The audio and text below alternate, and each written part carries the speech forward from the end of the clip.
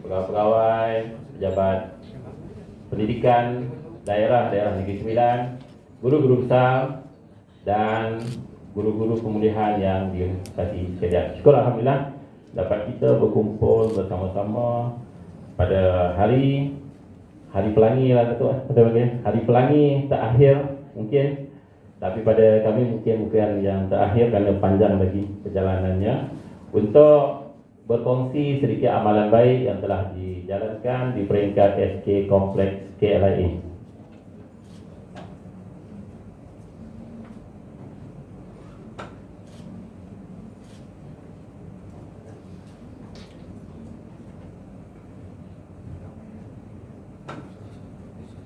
Baiklah, saya mulakan dengan sedikit pengenalan. Tidak lupakan kepada guru pemulihan SK Kompleks KLIA, Cikgu Faradiana yang telah bertukar lumus sepanjang 2 tahun. Beliau daripada Sabah yang telah berusaha keras sehingga hari ini juga sama seperti sekolah-sekolah lain menghasilkan modul beliau tersendiri yang telah beliau maklumkan kepada saya mendapat pengiktirafan di Sabah dahulu dan diguna pakai di nilai khususnya di SK Kompleks KLIA. Mungkin jika bermanfaat boleh digunakan di daerah-daerah lain lah. Di peringkat daerah Seremban juga telah diketengahkan dan ada yang sedang menggunakan modul yang dihasilkan oleh beliau. Jadi untuk informasi awal, sekolah SK Kompleks KLIA kami seramai murid-murid 1,408 orang. Jadi untuk kumpulan pemulihan ini seramai 72 orang telah dipilih. Itu kalau dari segi peratusnya adalah sebanyak 5%. 5% iaitu 72 orang. Jadi pada peringkat awalnya Datuk, saya juga tak puas hati kenapa terpilih, sebab dimaklumkan tercorot Negeri Sembilan. Tetapi apabila telah dianalisa, diteliti, walaupun 5% daripada 1,400, dia mewakili 2 kelas. Memang menggerunkan. Jadi tindakan awal yang kami ambil ialah kita mengenal pasti mengapa sekolah kita terpilih, tercorot 72 orang dan seorang dah pindah dah. Apabila pindah tinggal 71. Jadi apabila dikenal pasti isu-isu yang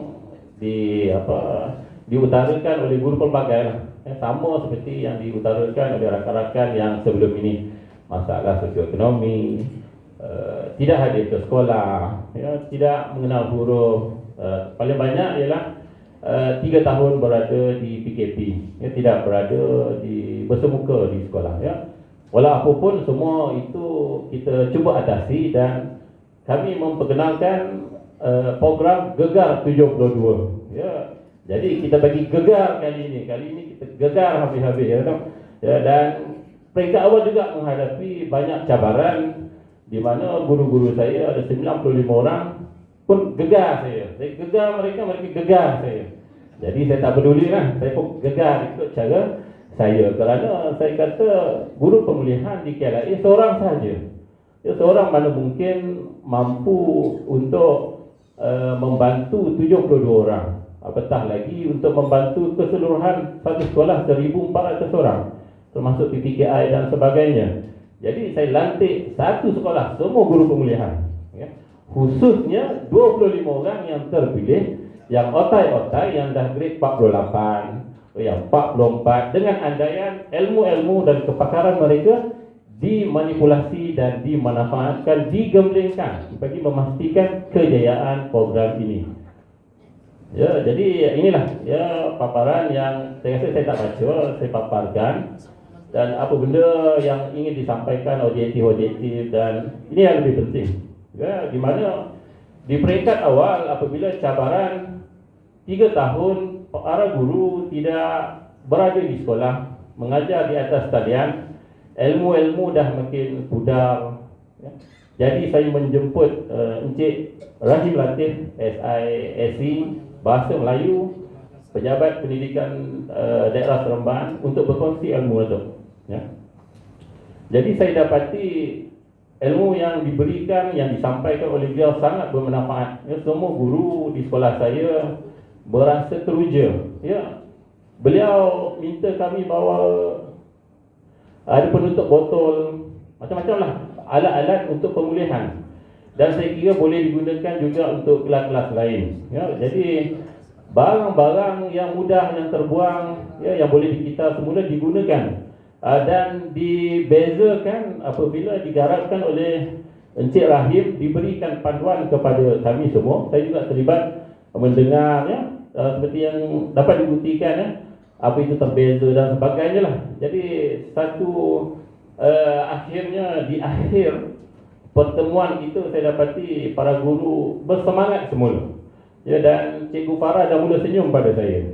Ya, saya kata alhamdulillah telah mendapat kerjasama. Jadi legalah saya.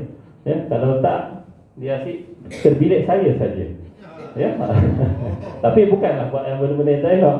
Ya, berbincang bagaimana, mengapa nak dapat kerjasama itu bukan satu perkara yang senang. Kami 2 sesi di mana Cikgu Farah sebelah petang dan saya melibatkan guru-guru pagi dan petang. Ia juga menjadi satu cabaran utama. Tapi dapat diatasi itu. Yang dapat diatasi itu yang menggembirakan hati saya lah secara peribadi. Tapi di hati guru-guru itu saya tak pastilah tu. Depan saya senyum, belakang wallahu a'lam. Moga-moga mereka ikhlas, ya. Jadi peringkat seterusnya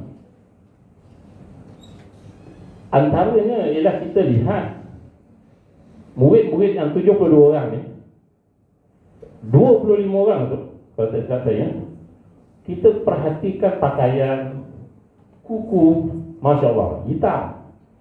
Jadi keseluruhan di SK Kompleks Kalaid 70% penjawat awam, lebih kurang 20% orang kaya-kaya, 10% ini yang duduk di Jijan, yang kampung-kampung, yang ada masalah keluarga dan sebagainya. Mereka seperti tak abai, ya. Jadi saya rasa bila saya selarikan dengan data-data itu berpadanan, ya, punca murid ini keciciran di kawasan tersebut, ya. Tapi kita dapat kenal pasti. Ini antaranya. Jadi guru saya tolong potongkan kuku tu. Ini dah jam 4. Tolong potongkan kuku, bersihkan, dan akhirnya sekarang dah kemar tu. Alhamdulillah. Ya, selain daripada itu, kita juga menggunakan pendekatan yang berbeza tu. Kalau Datuk masih ingat, Datuk pernah datang ke sekolah saya melihat bilik PPKI, multi sensory. Ya, itu dia. Yang bergantung itu, yang Datuk cuba nak panjat ni, ya. Dia 60 kilo ke bawah saja. Jadi budak-budak ni dah dapat. Ya, kita bawa budak tu ke PPKI. Jadi kita bangunkan sendiri untuk PPKI, tapi kita guna sama. Ya, jadi budak-budak pemulihan itu kita bawa ke sana, mereka bermainlah, mainlah. Sambil main, bawa tu semua guru-guru saya tu GPK, guru-guru bergilir lah tu. Mereka buat dapatan, sambil-sambil tu mengajar, dan mudah-mudahan dengan harapan adanya peningkatan. Dan alhamdulillah kehadiran mereka juga semakin baik. Kerana kalau saya lihat rekod kehadiran APDM sekarang ini walaupun belum capai 90%, tetapi trend menunjukkan peningkatan. Daripada bulan Mac hari itu ada kelas 30% saja kehadiran. Sekarang dah kalau puratanya dah pergi kepada 87%, dan sasaran kekal 95%, 3% memang kita kata alhamdulillah. Ini antara kerja buat guru-guru yang bukan guru pemulihan tapi kita lantik, ya. Ini ketua panitia, ya. Muka tu ketat, dia nampak tu kan. Ya. Penat tu. Dia kerja hakiki kena buat. Kerja tambahan ini guru besar paksa selepas waktu persekolahan. Saya kata jangan gunakan waktu PDP sebab kita ada tanggungjawab dengan anak murid yang lain. Ya, yang ini adalah tambahan. Itulah nama dia pengorbanan. Padahal saya mengayat dia. Kan akhirnya dia terima, alhamdulillah. Ya, dan itulah proses pembelajaran yang dilakukan. Ini antaranya ni GPK pentadbiran saya juga terlibat. Dan itu gambar saya tu, kita beri makan kismis di perhimpunan 2 minggu sekali. Duit keluar besar. Pengorbanan. Okay. Jadi tapi guru-guru saya lagi banyak lah. Dia punya pengorbanan duitnya macam-macam lah dia bagi, kan. Dia nak bagi sebab sasaran, saya kata setiap guru akan ada 3 orang anak angkat. Sama lah macam rakan-rakan tadi yang lain. Jadi macam-macam perkara lah dia buat. Sebab di akhirnya saya menjanjikan habuan untuk guru-guru tersebut, ya. Jadi proses mesyuarat dijalankan seperti biasa, analisa, kita bergambar bersama murid-murid yang terlibat, ya. Bagi mereka seronok naik atas pentas kerana 72 orang ini asasnya memang tak pernah naik atas pentas, tak berpeluang langsung, ya. Jadi apa yang kita buat, ini di antaranya ialah kita beri mereka peluang bercakap. Ya, pada peringkat awal memang mendapat tentangan daripada para guru kerana memalukan katanya. Tapi saya juga berbincang dengan ada pegawai kita yang datang. Saya kata itu satu yang bagus. Walaupun tak, kita bukan nak memalukan dia, tetapi dia keyakinan dia bercakap di hadapannya. Ini secara hybrid. Yang lain cuma di dalam kelas. Jadi alhamdulillah keberanian mereka ini dapat kita tingkatkan dari masa ke semasa. Daripada tak reti baca dah boleh baca dah, ya. Kelancaran tu dia melalui proses yang panjang, ya. Pembelajaran pembacaan secara bermakna dan sebagainya, ya. Jadi kalau secara keseluruhannya, kalau Datuk lihat darjah 4 ni, 3 orang ni sebenarnya guru saya ingin merujuk kepada doktor, ya. Kita dah ikut dia daripada darjah 1, darjah 2, sekarang dah masuk darjah 4. Tapi kita ada sekatan daripada ibu bapa. Ibu bapa tak mahu merujuk kepada doktor yang lebih pakar. Jadi suka tak suka terlayan saja tu.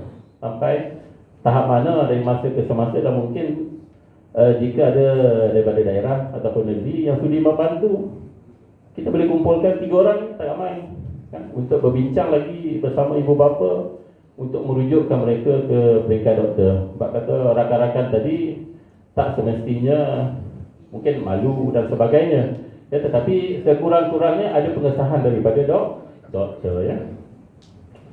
Jadi ini pula untuk matematik, ya, menunjukkan peningkatan lebih daripada 50% tercapai daripada Mac sehingga Ogos, ya, dan sekarang kami masih teruskan, ya. Mudah-mudahan yang masih berliku ini dapat guru-guru saya bersemangat, dan kalau ikutkan perancangan bulan 12 nanti, kira ni saya punya sampai Februari 2023, ya, nanti hujung-hujung saya bagi sijil penghargaan kepada 25 guru angkat itu.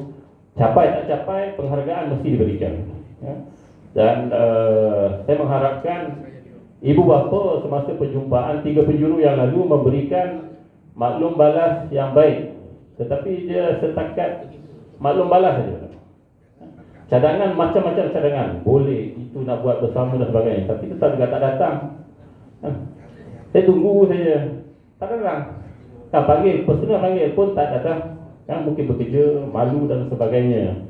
Dan penglibatan bersama PIBG juga, ya, Cik Fauzi, kami ada pergi ke 2 buah rumah, ya, lihat, memang daif lah, ya. Dan ya, kalau persekitaran tak sempurna, belajar dekat rumah, memang dia mengharapkan 100% di sekolah. Jadi saya hanya letakkan harapan hantar anak ke sekolah, itu saja. Yang lain-lain di sekolah, insya-Allah guru-guru akan cuba bantu. Jadi saya kira itu saja perkongsian daripada SK Kompleks KLIA. Up SK Kompleks KLIA, up Sawaban, up Negeri. Sekian, terima kasih.